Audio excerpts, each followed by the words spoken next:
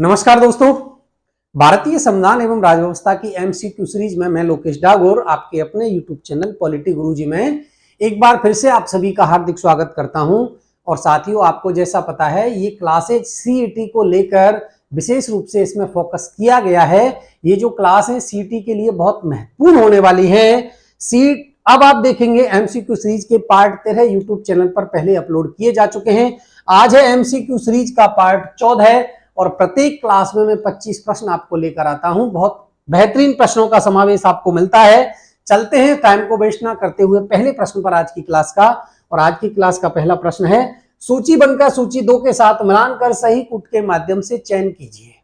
एक साइड सूची 1 में अनुच्छेद रखे हैं, दूसरी साइड सूची 2 में दोस्तों आपको मिलेंगे उन अनुच्छेदों से रिलेटेड प्रावधान। आपको मिलान करना है। अनुच्छेद 315 में क्या प्रावधान है, अनुच्छेद 316 में क्या प्रावधान है, अनुच्छेद 318 में और अनुच्छेद 323 4 अनुच्छेद हैं, उनसे संबंधित प्रावधान मिलान करने हैं।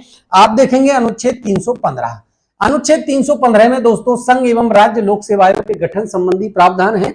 अनुच्छेद 316 में संघ लोक सेवा आयोग के जो अध्यक्ष और सदस्यों की उनकी नियुक्ति और कार्यकाल है। अनुच्छेद 318 में संघ राज्य लोक सेवा आयोग के जो अध्यक्ष और सदस्य होते हैं ना, उनकी सेवा शर्तें हैं। अनुच्छेद 323 में संघ व राज्य लोक सेवा आयोग का वार्षिक प्रतिवेदन है। अब आप मिलान करें, एक का मिलान करना है बी से, एक का मिलान बी से, ऑप्शन नंबर ए है क्या? बिल्कुल गलत है। एक का मिलान बी में है, सी में है, डी में है, बिल्कुल। फिर 2 का मिलान करना है सी से, इसमें ए है, इसका मतलब ये भी गलत है। 2 का सी से, 2 का सी से।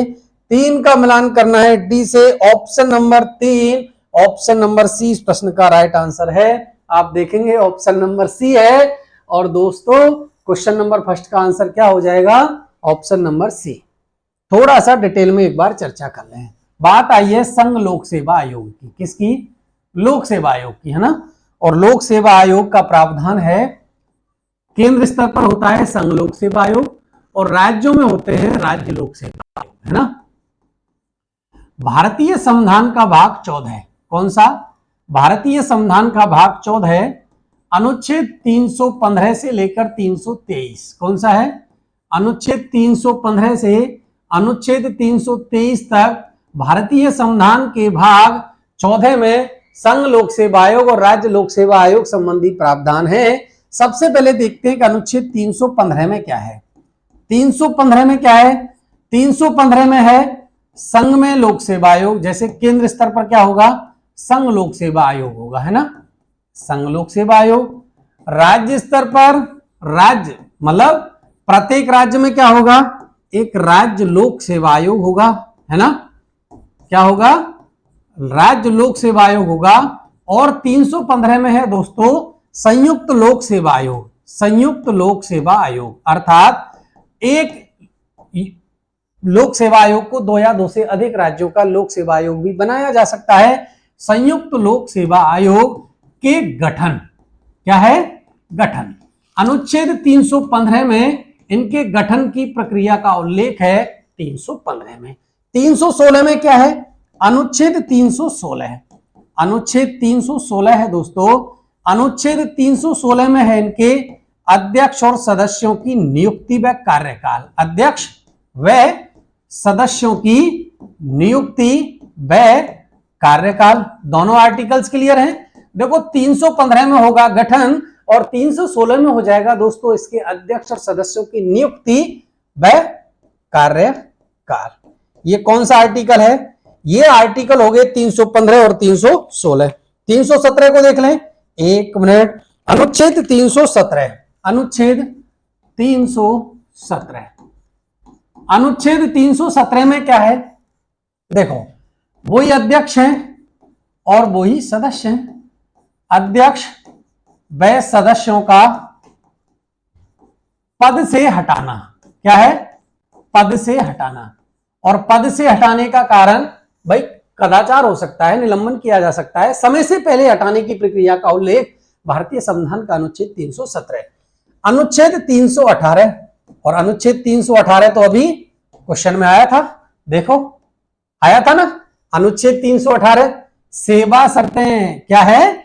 अनुच्छेद 318 में है अध्यक्ष व सदस्यों की सेवा शर्तें अनुच्छेद 318 में है दोस्तों, सेवा शर्तों का उल्लेख मिलता है। ये 4 आर्टिकल्स क्लियर हैं। अनुच्छेद 319 कौन सा आर्टिकल है? एक मिनट, कौन सा है? अनुच्छेद 319 है। अनुच्छेद 319, अनुच्छेद 319 वही अध्यक्ष होंगे संघ लोक सेवा आयोग और राज्य लोक सेवा आयोग के अध्यक्ष और सदस्यों का पद पर नहीं रहने, क्या नहीं रहने? अध्यक्ष और सदस्यों का पद पर नहीं रहने।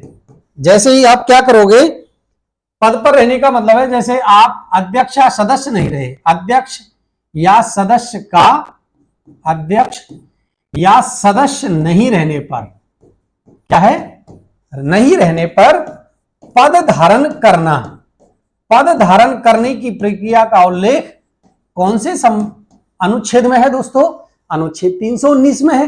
एक बार थोड़ा सा क्लियर कर लो, भाग 14 आपका क्लियर होने वाला है। अब आप देखेंगे अनुच्छेद 320 कौन सा है? अनुच्छेद 320। अनुच्छेद 320 में क्या है? अनुच्छेद 320 में है दोस्तों अध्यक्ष और सदस्यों के कार्यों का वर्णन। क्या है? अध्यक्ष व सदस्यों के कार्यों का वर्णन ये मिलता है साथियों किसमें? अनुच्छेद 320 में। क्लियर है? यह है अनुच्छेद 320। अब बात कर लें अनुच्छेद 321 की। बस 3 आर्टिकल्स और रहने वाले हैं। अनुच्छेद 321, अनुच्छेद 321 में है कार्यों का विस्तार। क्या है? अनुच्छेद 321 में है दोस्तों कार्यों का विस्तार। देखो कार्यों का उल्लेख जो है अनुच्छेद 320 में है, अनुच्छेद 321 में क्या है? उन कार्यों का विस्तार। अब बात कर लें अनुच्छेद 322। कौन सा? अनुच्छेद 322। अनुच्छेद 322 में क्या वर्णन है? अनुच्छेद 322 में है लोक सेवा आयोगों के व्यय का वर्णन है। क्या है? लोक सेवा आयोगों के व्यय का वर्णन मिलता है। क्या मिलता है? व्यय का वर्णन मिलता है। और बात कर लें अनुच्छेद 323 की, अनुच्छेद 323 की, और अनुच्छेद 323 में है वार्षिक प्रतिवेदन। क्या है? वार्षिक प्रतिवेदन। यह है साथियों भारतीय संविधान का भाग 14 अनुच्छेद 315 से लेकर 323। क्या है? अनुच्छेद 315 से लेकर 323 में वर्णन मिलता है लोक सेवा आयोग का। बात करें, भाग पूछ ले कि भाई लोक सेवा आयोग संबंधी प्रावधान भारतीय संविधान के कौन से भाग में है? भाग 14 में है। आर्टिकल्स पूछ ले, अनुच्छेद 315 से लेकर 323 तक वर्णन मिलता है। 323 में है गठन संबंधी प्रावधान, वो सॉरी 315 में है गठन संबंधी प्रावधान। गठन कैसे होगा? केंद्र स्तर पर संघ लोक सेवा आयोग होगा, प्रत्येक राज्य में राज्य लोक सेवा आयोग होगा, और 2 या 2 से अधिक राज्यों के लिए एक ही लोक सेवा आयोग का गठन का प्रावधान भी किया जा सकता है। ये कौन सा अनुच्छेद है? अनुच्छेद 315। अनुच्छेद 316 अध्यक्ष और सदस्यों की नियुक्ति का प्रावधान, कार्यकाल और नियुक्ति, अनुच्छेद 316। अनुच्छेद 317 में है पद से हटाना, कार्यकाल के दौरान अगर पद से हटाना है अनुच्छेद 317 से हटेगा। अनुच्छेद 318 में है उनकी सेवा शर्तें। अनुच्छेद 319 में अध्यक्ष और सदस्य नहीं रहने पर भी पद धारण करना, जैसे कार्यकाल पूर्ण हो जाएगा और उसके बाद पद कैसे धारण किया जाएगा कोई और तरीके से, वो इसका है ना। अनुच्छेद 320 में उनके कार्यों का वर्णन। अनुच्छेद 321 में है कार्यों का विस्तार। अनुच्छेद 322 में है दोस्तों लोक सेवा आयोगों का क्या? व्यय। और अनुच्छेद 323 में है वार्षिक प्रतिवेदन, और संघ लोक सेवा आयोग अपना वार्षिक प्रतिवेदन प्रेषित करता है राष्ट्रपति को, और राज्य लोक सेवा आयोग अपना प्रतिवेदन प्रस्तुत करेगा राज्यपाल को। क्लियर है? नेक्स्ट क्वेश्चन देख लें। क्वेश्चन नंबर 2, राजस्थान राज्य मानव अधिकार आयोग की सदस्य की सेवानिवृत्ति की आयु, किसकी बात की है? मानव अधिकार, मानव अधिकार आयोग के सदस्य की सेवानिवृत्ति की आयु निम्न में से कौन सी निर्धारित की गई है? ऑप्शन नंबर ए 6 वर्ष 60 वर्ष की आयु प्राप्त करने पर, भाई या तो 6 वर्ष कार्यकाल हो सकता है या 60 वर्ष की आयु हो सकती है। ऑप्शन नंबर बी 5 वर्ष या 62 वर्ष की आयु प्राप्त करने पर। ऑप्शन नंबर सी है 3 वर्ष या 70 वर्ष की आयु प्राप्त करने पर। ऑप्शन नंबर डी 3 वर्ष या 65 वर्ष की आयु पूर्ण करने पर। राज्य मानव अधिकार आयोग की सदस्य, और सदस्यों की ऑप्शन नंबर सी 3 वर्ष या 70 वर्ष की आयु प्राप्त करने पर राज्य मानव अधिकार आयोग की क्या रखनी है, सेवानिवृत्ति की आयु। क्लियर है, 3 वर्ष हो जाए या तो, या 70 वर्ष की आयु हो जाए, राज्य मानव अधिकार आयोग। क्वेश्चन नंबर 3, राजस्थान लोक सेवा आयोग की स्थापना कब की गई थी? Option number A B C D चारों आपके सामने हैं। 26 जनवरी 1950, 30 मार्च 1949, 1 नवंबर 1956 या 20 अगस्त 1949। ऑप्शन नंबर डी इस प्रश्न का राइट आंसर है। 20 अगस्त 1949 को राजस्थान राज्य लोक सेवा आयोग की स्थापना की गई थी। साथियों कुछ डेट्स आई हैं, देखो 26 जनवरी 1950 को क्या हुआ? 26 जनवरी 1950 का आपको पता है हमारा जो भारत है वो क्या हो गया, पूर्ण गणराज्य हो गया, और इसी दिन हमारा क्या हो गया, भारत का संविधान लागू हो गया, है ना। बात करें 30 मार्च 1949 को, देखो राजस्थान की 4 बड़ी देसी रियासत जयपुर, जोधपुर, जैसलमेर और बीकानेर, कौन सी 4 बड़ी रियासतें, जैसलमेर, जोधपुर, जयपुर और बीकानेर, इनका विलय हो जाएगा, और इनका विलय होने पर राजस्थान बनेगा, और इसीलिए 30 मार्च को क्या मनाते हैं हम, राजस्थान दिवस मनाते हैं। क्लियर है, 30 मार्च 1949। एक और आई है इसमें डेट, 1 नवंबर 1956। 1 नवंबर 1956 को राजस्थान अपने वर्तमान अस्तित्व में आएगा। क्या आएगा? राजस्थान अपने वर्तमान अस्तित्व में आएगा 1 नवंबर 1956 को। क्लियर है दोस्तों। नेक्स्ट क्वेश्चन देखें आज की क्लास का। क्वेश्चन नंबर 4, राज्य लोक सेवा आयोग अपना प्रतिवेदन, है ना, वार्षिक प्रतिवेदन की बात की थी अनुच्छेद 323 में, निम्न में से किसको सौंपता है? अभी मैंने आपको बताया था, जब आप आर्टिकल 323 पढ़ोगे, कौन सा है, भारतीय संविधान के भाग 14 में अनुच्छेद 323 है, और अनुच्छेद 323 में बात की गई है वार्षिक प्रतिवेदन की। वार्षिक प्रतिवेदन जो संघ लोक सेवा आयोग है वो सौंपेगा राष्ट्रपति को। लेकिन क्वेश्चन में क्या पूछा है, राज्य लोक सेवा आयोग, ऑप्शन नंबर ए राज्यपाल को सौंपता है राज्य लोक सेवा आयोग। इस प्रश्न का राइट आंसर हो जाएगा ऑप्शन नंबर ए, राज्यपाल को सौंपेगा। क्लियर है दोस्तों। और आर्टिकल आपको रट लेना है, अनुच्छेद 323 में वार्षिक प्रतिवेदन का उल्लेख है।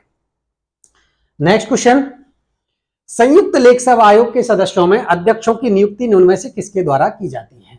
संयुक्त लोक सेवा आयोग, अच्छे से पढ़ना है प्रश्न को, ना तो बात इसमें संघ लोक सेवा आयोग की है, ना राज्य लोक सेवा आयोग की है। और जब मैंने अनुच्छेद 315 आपको बताया था, तो 3 से 15 जो अनुच्छेद है वो अनुच्छेद में क्लियर वर्णन है, संघ स्तर पर, केंद्र स्तर पर संघ लोक सेवा आयोग होगा, राज्य स्तर पर राज्य लोक सेवा आयोग होगा, लेकिन 2 या 2 से अधिक राज्यों के लिए संयुक्त लोक सेवा आयोग के गठन का प्रावधान भी मिलता है अनुच्छेद 315 में। तो संयुक्त लोक सेवा आयोग के सदस्यों में राष्ट्रपति करेगा, ऑप्शन नंबर ए, संबंधित राज्य के मुख्यमंत्री के द्वारा की जाएगी, राज्यपाल के द्वारा की जाएगी, या प्रधानमंत्री के द्वारा की जाएगी। ऑप्शन नंबर ए इस प्रश्न का राइट आंसर होगा। देखो संघ लोक सेवा आयोग के कोई भी सदस्य है ना, संघ लोक सेवा आयोग के सदस्य अध्यक्षों की नियुक्ति कौन करता है? राष्ट्रपति करता है। राज्य लोक सेवा आयोग के सदस्य और अध्यक्षों की नियुक्ति कौन करता है? राष्ट्रपति करेगा। कौन करेगा? राज्यपाल करेगा। कौन करेगा? राज्यपाल करेगा। किसकी? राज्य लोक सेवा आयोग की। यहां कंफ्यूज नहीं होना है। देखो राज्य लोक सेवा आयोग के अगर सदस्यों की नियुक्ति का पूछे तो नियुक्ति होगी राज्यपाल के द्वारा, लेकिन अगर हटाया जाएगा राष्ट्रपति के द्वारा, है ना। हटाने की प्रक्रिया देखी थी हमने, है ना, हटाया जाएगा राष्ट्रपति के द्वारा राज्य लोक सेवा आयोग के। लेकिन अगर बात की जाए कि भाई संयुक्त लोक सेवा आयोग, तो संयुक्त लोक सेवा आयोग 2 या 2 से अधिक राज्यों का होगा। इसका मतलब राष्ट्रपति के द्वारा संयुक्त लोक सेवा आयोग के सदस्यों की नियुक्ति की जाएगी। ऑप्शन नंबर ए, केंद्र स्तर पर संघ लोक सेवा आयोग होगा, बिल्कुल, राज्यों में राज्य लोक सेवा आयोग होगा। ऐसा प्रावधान भारतीय संविधान के कौन से अनुच्छेद में किया गया? अभी पूछा था, अनुच्छेद 315। अनुच्छेद 315 में वर्णित है केंद्र स्तर पर संघ लोक सेवा आयोग होगा, राज्य स्तर पर राज्य लोक सेवा आयोग, और 2 या 2 से अधिक राज्यों के लिए भी एक लोक सेवा आयोग के गठन का प्रावधान है संयुक्त लोक सेवा आयोग। अगला प्रश्न है, लोक सेवा आयोग का प्रावधान निम्न में से कौन से अधिनियम के तहत किया गया? बहुत अच्छा प्रश्न है। लोक सेवा आयोग का प्रावधान निम्न में से कौन से अधिनियम के तहत किया गया? भारत का जब संवैधानिक विकास आप पढ़ोगे तो संवैधानिक विकास में 1773 के रेगुलेटिंग एक्ट से लेकर 1947 के भारत शासन अधिनियम की विकास यात्रा है ना, और पूरा संवैधानिक विकास आप पढ़ोगे उसी में ये अधिनियम है। 1919 का अधिनियम, 1909 का अधिनियम, 1935 का भारत शासन अधिनियम, या 1861 का भारत परिषद अधिनियम, चारों ऑप्शंस में आपको बताना है कि लोक सेवा आयोग का प्रावधान निम्न में से कौन से अधिनियम के तहत किया गया। ऑप्शन नंबर ए इस प्रश्न का राइट आंसर हो जाएगा 1919 का भारत शासन अधिनियम, जिसको मॉन्टेग्यू चेम्सफोर्ड सुधार अधिनियम के नाम से भी जानते हैं। मॉन्टेग्यू चेम्सफोर्ड सुधार अधिनियम है ना, यही तो है मॉन्टेग्यू चेम्सफोर्ड सुधार अधिनियम 1919 का। इसी में आप पढ़ोगे, इसी में देखो प्रावधान था सीपीएससी का। किसका था? सीपीएससी अर्थात केंद्रीय लोक सेवा आयोग। क्या था इसमें प्रावधान? केंद्रीय लोक सेवा आयोग का प्रावधान था। और इसी में थी दोस्तों 1923 में एक ली आयोग आएगा। ली आयोग की सिफारिश होगी सर रोज बारकर की अध्यक्षता में। किसकी में? सर रोज बारकर की अध्यक्षता में पहली बार 1926 में केंद्रीय लोक सेवा आयोग का गठन होगा। सिफारिश की जाएगी 1919 के भारत शासन अधिनियम के द्वारा। ऑप्शन नंबर ए इस प्रश्न का राइट आंसर होगा। आगे चल के यही सीपीएससी केंद्रीय लोक सेवा आयोग संघ लोक सेवा आयोग का रूप ग्रहण कर लेगा 1935 के अधिनियम के द्वारा। क्लियर है? नेक्स्ट क्वेश्चन, केंद्रीय सतर्कता आयोग सीबीसी सेंट्रल विजिलेंस कमीशन का गठन कौन सी समिति की सिफारिश पर किया गया था? Option number A Balwant Rai Mehta समिति, option number B Ashok Mehta समिति, ऑप्शन नंबर सी सत्यनारायण समिति, या ऑप्शन नंबर डी के संथानम समिति। देखो बलवंत राय मेहता और अशोक मेहता दोनों पंचायती राज से संबंधित हैं। किससे है? पंचायती राज से संबंधित है। ये जो है सत्यनारायण राव समिति, ये आप पढ़ोगे जब राजस्थान का एकीकरण पढ़ते हैं। क्या पढ़ते हैं? राजस्थान राज्य का एकीकरण आप पढ़ते हो, एकीकरण में आती है सत्यनारायण राव समिति, है ना। के संथानम, ऑप्शन नंबर डी इस प्रश्न का राइट आंसर होगा। केंद्रीय सतर्कता आयोग का गठन कौन सी समिति की सिफारिश पर किया गया? तो दोस्तों के संथानम समिति की सिफारिश पर सीबीसी अर्थात केंद्रीय किसकी? सीबीसी के संथानम समिति की सिफारिश पर किया गया। कौन सी? ये हो गई केंद्रीय सतर्कता आयोग। नेक्स्ट क्वेश्चन है, राज्य लोक सेवा आयोग के अध्यक्ष या सदस्यों का कार्यकाल कितना होता है? अभी बात किसकी की गई है? राज्य लोक सेवा आयोग के अध्यक्ष और सदस्यों की कितना होगा? ऑप्शन नंबर ए 5 वर्ष या 60 वर्ष की आयु पूर्ण होने तक, 6 वर्ष या 62 वर्ष की आयु पूर्ण होने तक, 6 वर्ष या 65 वर्ष की आयु पूर्ण होने तक, या 5 वर्ष या 65 वर्ष की आयु पूर्ण होने तक। ऑप्शन नंबर बी इस प्रश्न का राइट आंसर हो जाएगा 6 वर्ष या 62 वर्ष की आयु पूर्ण होने पर। दोस्तों ये है पीएससी, कौन सी? स्टेट पीएससी की बात की गई है ना, राज्य लोक सेवा आयोग की, है ना। और स्टेट पीएससी के जो सदस्य है ना, स्टार्टिंग में जब थी ना तो इसकी आयु थी दोस्तों 6 वर्ष और 60। क्या थी? 6 वर्ष और 60, है ना। राजस्थान की बात करें तो 6 वर्ष और 60 वर्ष की आयु थी, लेकिन वर्तमान में क्या है? 6 वर्ष होने चाहिए या 62 वर्ष की उम्र पूर्ण होने पर ये होती है अध्यक्ष और सदस्यों की। अब देखो स्टार्टिंग में ये थी, लेकिन 41वां संविधान संशोधन होगा 1976 में। कब होगा? 41वां संविधान संशोधन 1976 में किया गया और इसके द्वारा इसकी आयु क्या कर दी गई? 6 वर्ष या 62 वर्ष। ऑप्शन नंबर 20 प्रश्न का राइट आंसर है। नेक्स्ट चलें, निम्नलिखित में से कौन संवैधानिक निकाय? कौन सा है संवैधानिक निकाय? कौन सा है आप बताएं? राजस्थान लोक सेवा आयोग, केंद्रीय सूचना आयोग, केंद्रीय सतर्कता आयोग, या राष्ट्रीय मानव अधिकार आयोग? चारों ऑप्शंस आपके सामने हैं। आपको बताना है संवैधानिक निकाय। क्या बताना है? संवैधानिक निकाय बताना है आपको कि निम्न में से कौन सा संवैधानिक निकाय है, बताएं। देखो राजस्थान लोक सेवा आयोग, ऑप्शन नंबर ए इस प्रश्न का राइट आंसर हो जाएगा। संवैधानिक निकाय की बात की गई है, अर्थात मूल संविधान में। संवैधानिक निकाय का मतलब होता है मूल संविधान में जिसका उल्लेख था। बताओ, मूल संविधान में जिसका उल्लेख था वो कौन से निकाय हो गए? वो निकाय हो गए दोस्तों संवैधानिक निकाय, है ना। अब आप बताओ संघ लोक सेवा आयोग का था या नहीं था? बिल्कुल था। भाग 14 में अनुच्छेद 315 से लेकर 323 आर्टिकल्स क्या वर्णन करता है? लोक सेवा आयोग का तो वर्णन करता है। इसका मतलब मूल संविधान में था, तो संवैधानिक निकाय हो जाएगा। बात इनकी की गई है तो इनको बोलेंगे दोस्तों सांविधिक निकाय। कौन सा बोलेंगे? सांविधिक निकाय। अब सांविधिक निकाय का मतलब क्या है? सांविधिक निकाय का मतलब होता है साथियों कि ऐसे आयोग जो मूल संविधान में जिनका वर्णन नहीं मिलता है, लेकिन बाद में संसद के द्वारा विधि बनाकर इनकी क्या की गई? स्थापना की गई, इनका गठन किया गया, तो ऐसे आयोग क्या हो जाएंगे? सांविधिक आयोग हो जाएंगे। क्लियर है? गैर संवैधानिक आयोग कौन से होंगे? गैर संवैधानिक वो हो जाएंगे जिनका संविधान में कहीं उल्लेख ही नहीं है। क्लियर है? नेक्स्ट क्वेश्चन पे चलें। क्वेश्चन नंबर 11 है आज की क्लास का। राज्य के प्रशासन का तंत्र या हृदय की संज्ञा उनमें से किसको दी जाती है? ऑप्शन नंबर ए निदेशालय, ऑप्शन नंबर बी सचिवालय, ऑप्शन नंबर सी विधानसभा या राजभवन। बहुत अच्छा प्रश्न बनता है। राज्य का प्रशासन है, उसका तंत्र या हर्ट की संज्ञा दी जाती है सचिवालय, सेक्रेटरीट को, सचिवालय को राज्य के प्रशासन का तंत्र या हृदय की संज्ञा दी जाती है। ऑप्शन नंबर बी इस प्रश्न का राइट आंसर हो जाएगा। नेक्स्ट क्वेश्चन की ओर चलते हैं। राजस्थान के प्रथम मुख्य सचिव कौन थे? राजस्थान के प्रथम मुख्य सचिव आप बताएं। ऑप्शन नंबर ए के Radhakrishnan, option number B Usha Sharma, option number सी है सुधांशु पंत, या बात करें अशोक मेहता। बताएं। ऑप्शन नंबर ए इस प्रश्न का राइट आंसर हो जाएगा के राधाकृष्णन। राजस्थान के कौन थे? प्रथम सचिव थे, प्रथम मुख्य सचिव थे राजस्थान के। और इनकी डेट आज पूछी जाए ना, 13 अप्रैल 1949 को। कब? 13 अप्रैल 1949 को राजस्थान का प्रथम मुख्य सचिव बनाया गया था के राधाकृष्णन को, 13 अप्रैल 1949। लेकिन उस समय आपको पता है ये राजस्थान था, ये कौन सी कैटेगरी का था? बी श्रेणी का राज्य हुआ करता था और उसकी नियुक्ति केंद्र सरकार के द्वारा की जाती थी। अब सुधांशु पंत वर्तमान मुख्य सचिव हैं। क्या हैं? वर्तमान मुख्य सचिव हैं। मुख्यमंत्री का एक सलाहकार होता है यही मुख्य सचिव, और मुख्य सचिव एक राज्य का सर्वोच्च प्रशासनिक पदाधिकारी भी कौन होता है? मुख्य सचिव होता है ना। तो पूछा जाए कि एक राज्य का सर्वोच्च प्रशासनिक पदाधिकारी कौन होता है? मुख्य सचिव होता है। राजस्थान का प्रथम मुख्य सचिव कौन था? के राधाकृष्णन था। वर्तमान मुख्य सचिव कौन है? सुधांशु पंत है। क्लियर है दोस्तों? चलते हैं नेक्स्ट क्वेश्चन की ओर। और नेक्स्ट क्वेश्चन ये रहा आपकी स्क्रीन पर। Question number 13।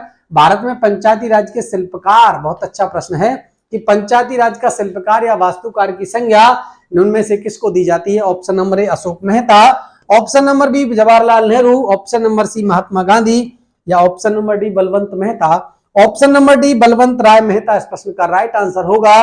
बलवंत राय मेहता को ही शिल्पकार या वास्तुकार की संज्ञा दी जाती है। किसकी? पंचायती राज की, क्योंकि इन्हीं के सानिध्य में समिति का गठन होगा 1957 में, और इन्हीं के द्वारा दी गई सिफारिशों पर वर्तमान में क्या है? त्रिस्तरीय पंचायती राज की व्यवस्था का गठन का प्रावधान किया गया है।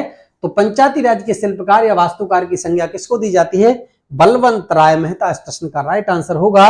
नेक्स्ट क्वेश्चन है, भारत में आधुनिक पंचायती राज का जनक निम्न में से किसको कहा गया है? आधुनिक पंचायती राज किसकी बात की है? आधुनिक पंचायती राज का जनक option number A Jawaharlal Nehru, option number B Rajiv Gandhi, option number C Indira Gandhi, या option number D Morarji Desai. बताएं। आधुनिक पंचायती राज का जनक। देखो, अगर पंचायती राज का जनक पूछे, कौन? पंचायती राज का जनक, तो पंचायती राज का जनक तो हो जाएंगे जवाहरलाल नेहरू जी। क्लियर है? पंचायती राज के जनक कौन हो जाएंगे? जवाहरलाल नेहरू हो जाएंगे। लेकिन बात की गई है आधुनिक पंचायती राज के जनक की, option number B Rajiv Gandhi इस प्रश्न का राइट आंसर होगा। आधुनिक पंचायती राज के जनक की संज्ञा दी जाती है दोस्तों किसको? राजीव गांधी जी को दी जाती है। नेक्स्ट क्वेश्चन, ग्राम पंचायतों का उल्लेख भारतीय संविधान में वर्णित है। बताओ, ग्राम पंचायतों का गठन होगा या ग्राम पंचायतों का गठन का उल्लेख भारतीय संविधान के कहां है? मौलिक अधिकार में है, मूल कर्तव्य में है, नीति निर्देशक तत्व में है, या नागरिकता में है? बताएं। ग्राम पंचायतों के गठन का प्रावधान भारतीय संविधान के अनुच्छेद 40 में है। कौन सा आर्टिकल है? भारतीय संविधान का अनुच्छेद 40 में वर्णन है ग्राम पंचायतों के गठन संबंधी प्रावधान। और आप 40 कहां देखोगे? 40 देखोगे नीति निर्देशक तत्व, अनुच्छेद 36 से लेकर 51 तक, भारतीय संविधान का भाग 4। कौन सा है? भारतीय संविधान के भाग 4 में देखो कैसे भी पूछा जा सकता है। आर्टिकल पूछे ग्राम पंचायतों के गठन का, अनुच्छेद 40, भाग पूछे भाग 4, और ऐसे पूछ ले भाई मौलिक अधिकार में, मूल कर्तव्य में, या डीपीएसपी में, तो ऑप्शन नंबर सी नीति निर्देशक तत्व इस प्रश्न का राइट आंसर होगा। नीति निर्देशक तत्व वाले भाग में अनुच्छेद 36 से लेकर 51 वाला है, अनुच्छेद 40 उसमें ग्राम पंचायतों के गठन का उल्लेख है। नेक्स्ट क्वेश्चन है, भारत में लोकतांत्रिक विकेंद्रीकरण का जनक किसे कहा जाता है? बहुत अच्छा प्रश्न है। लोकतांत्रिक विकेंद्रीकरण क्या है?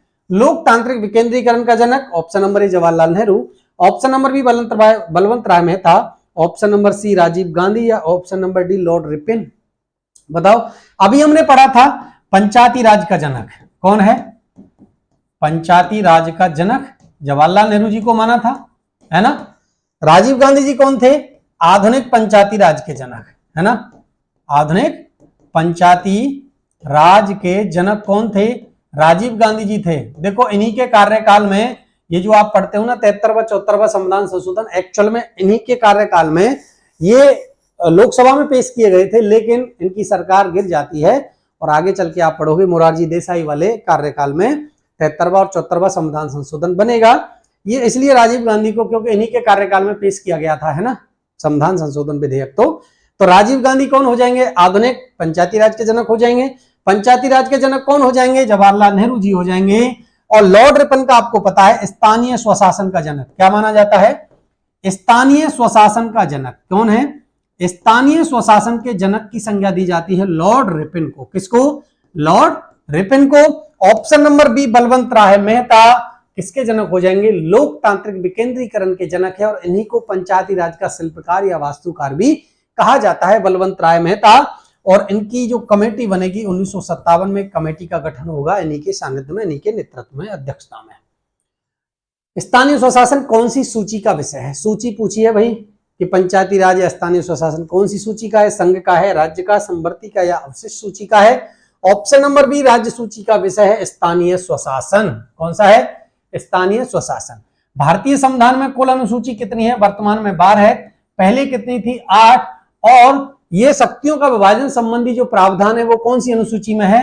7वीं अनुसूची में। कौन सा? 7वीं अनुसूची में है शक्तियों का विभाजन। यही तो है 7वीं अनुसूची में। और कितनी संघ सूची, राज्य सूची और समवर्ती सूची, यही पढ़ा है।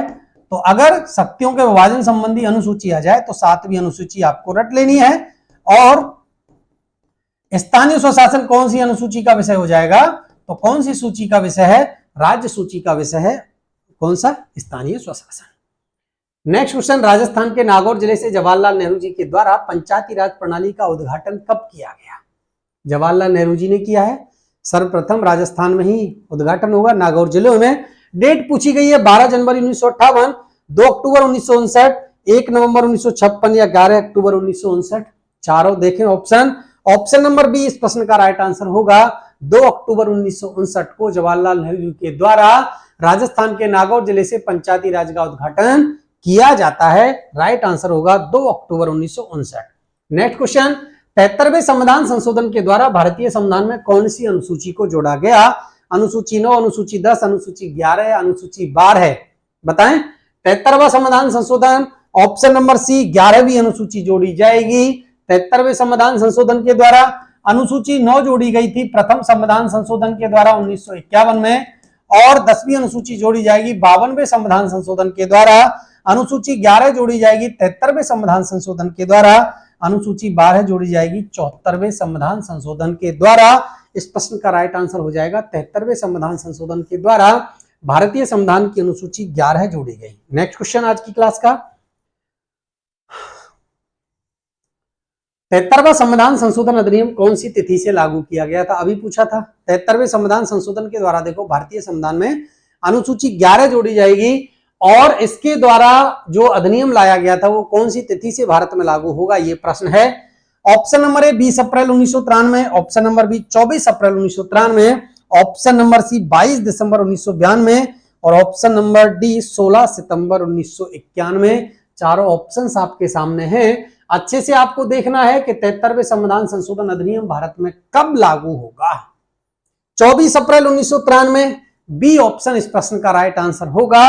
कुछ डेट्स आई हैं, देखो 20 अप्रैल 1993 को इस पर राष्ट्रपति के हस्ताक्षर हो जाएंगे। क्या हो जाएंगे? राष्ट्रपति के हस्ताक्षर हो जाएंगे 20 अप्रैल 1993 को। क्लियर? और 20 अप्रैल 1993 को हस्ताक्षर होने के बाद ये लागू होगा 24 अप्रैल 1993 को, और इसीलिए 24 अप्रैल को हम क्या मनाते हैं? पंचायती राज दिवस मनाते हैं। क्या मनाते हैं? पंचायती राज दिवस मनाते हैं दोस्तों 24 अप्रैल को। कब मनाते हैं? 24 अप्रैल को पंचायती राज दिवस मनाया जाता है।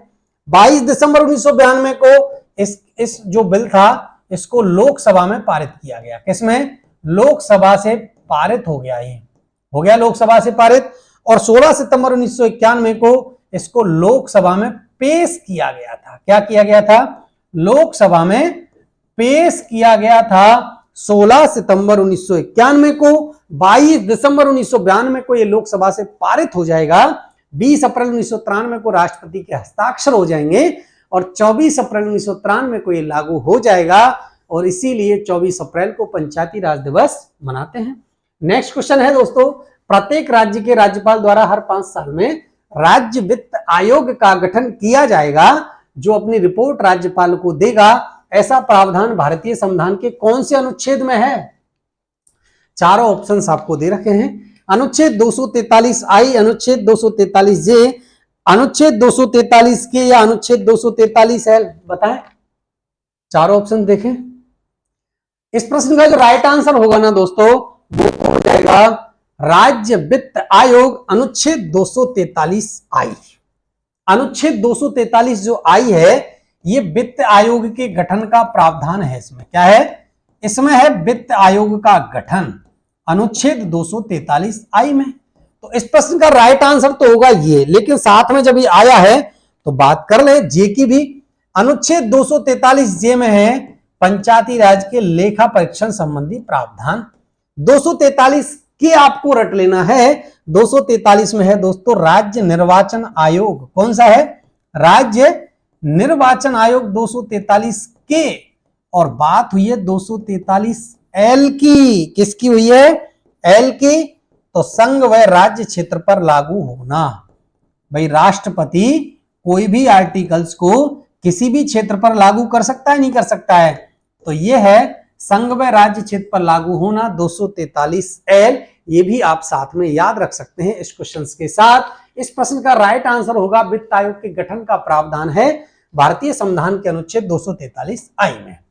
राज्य निर्वाचन आयोग के गठन का प्रावधान भारतीय संविधान के कौन से अनुच्छेद में? अभी पढ़ा था हमने, अनुच्छेद 243 के ऑप्शन नंबर सी। अनुच्छेद 243 के में राज्य निर्वाचन आयोग के गठन का प्रावधान है। ऑप्शन नंबर सी इस प्रश्न का राइट आंसर है। 74वें संविधान संशोधन को कब लागू किया गया? ऑप्शन नंबर 1 24 अप्रैल 1993, 20 अप्रैल 1993, 1 जून 1993 या 25 जून 1993। ऑप्शन नंबर सी 1 जून 1993 को 74वें संविधान संशोधन को लागू किया जाएगा। और ये 74वां जो संविधान संशोधन है ना, ये किससे संबंधित है? ये है नगरीय प्रशासन। किससे है? नगरीय प्रशासन से संबंधित है 74वां संविधान संशोधन। और 74वें संविधान संशोधन के द्वारा कौन सी अनुसूची जोड़ी जाएगी? भारतीय संविधान में दोस्तों अनुसूची जोड़ी गई 12। क्लियर है? अनुसूची 12 भारतीय संविधान में जोड़ी जाएगी 24 अप्रैल 1993। बिल्कुल 73वां संविधान संशोधन इस दिन लागू किया गया था। और 24 अप्रैल को क्या मनाते हैं हम? पंचायती राज दिवस मनाते हैं। 20 अप्रैल 1993 को क्या हुआ? 20 अप्रैल 1993 को 73वें संविधान संशोधन पर राष्ट्रपति ने हस्ताक्षर किए थे। और 1 जून 1993 को क्या हो गया? ये 74वां संविधान संशोधन लागू। बलवंतराय मेहता समिति का गठन कब किया गया? 1954 में, 55 में, 56 में या 1957 में? ऑप्शन नंबर डी आपको मैंने पहले ही बता दिया था। बलवंतराय मेहता समिति जो सिफारिश देगी किसकी? पंचायती राज के त्रिस्तरीय की। किसकी? त्रिस्तरीय की। और 3 स्तर कौन से हैं? देखो, ग्राम स्तर या ग्राम पंचायत, ब्लॉक स्तर, खंड स्तर और जिला स्तर। ये 3 स्तर दिए किसने? बलवंतराय मेहता समिति ने। और बलवंतराय मेहता समिति का गठन हुआ 1957 में। और इसी समिति की सिफारिश पर क्या हुआ? इसी समिति की सिफारिश पर पंचायती राज को लागू किया गया था।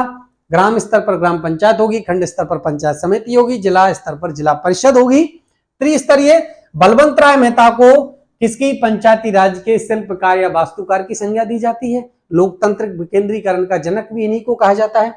नेक्स्ट क्वेश्चन है, भारतीय संविधान में पंचायती राज के संबंध में निम्न में से कौन से भाग में उल्लेख किया गया है? आप बताएं। भाग 9, भाग 10, भाग 11 या भाग 12? भारतीय संविधान में पंचायती राज संबंधी प्रावधान भाग 9। ऑप्शन नंबर ए इस प्रश्न का राइट आंसर होगा। भाग 9 में क्या प्रावधान है? पंचायती राज के संबंध में प्रावधान मिलते हैं। दोस्तों आज की क्लास में बस इतना ही। मिलता हूं नेक्स्ट वीडियो में, नेक्स्ट क्लास में कुछ नए कंटेंट, नए प्रश्नों के साथ। तब तक के लिए आपको बहुत बहुत धन्यवाद। दोस्तों जो प्यार और स्नेह आपके द्वारा मुझे दिया जा रहा है, मेरी ओर से, मेरी पूरी टीम की ओर से आपको बहुत बहुत धन्यवाद।